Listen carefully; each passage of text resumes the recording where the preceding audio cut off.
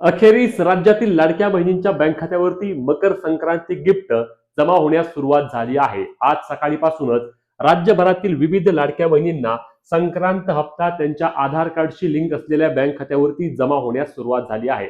आपण या संदर्भात आज सकाळीच व्हिडिओ केली होती की आजचा दिवस वितरणासाठी खूप महत्त्वाचा असणार आहे, कारण आज जर वितरण झाले तरच राज्यातील सर्व लाडक्या बहिणींच्या बँक खात्यावरती मकर संक्रांतीच्या पूर्वी योजनेचे पैसे जमा होतील।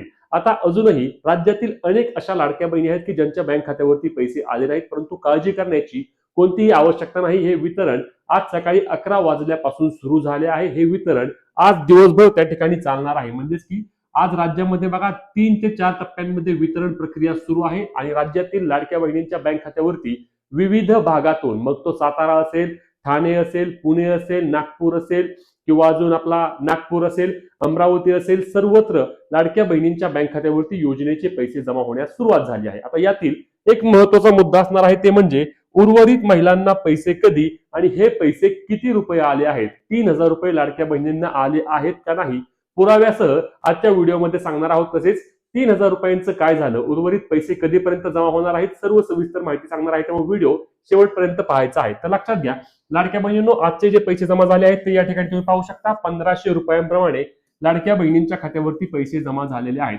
1500 रुपये का झाले तर लक्षात घ्या, हा फक्त डिसेंबर महिन्याचा हप्ता जमा झालेला आहे।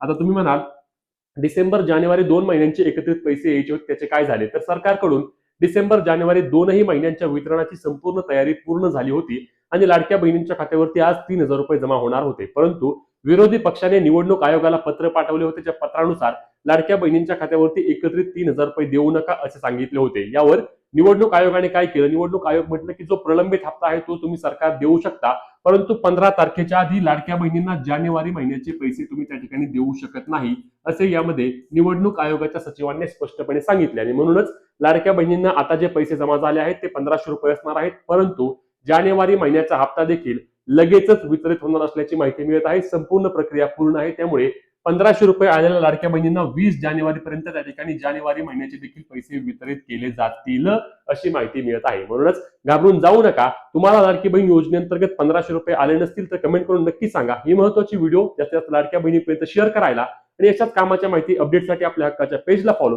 चॅनलला सबस्क्राईब करायला विसरू नका। जय महाराष्ट्र।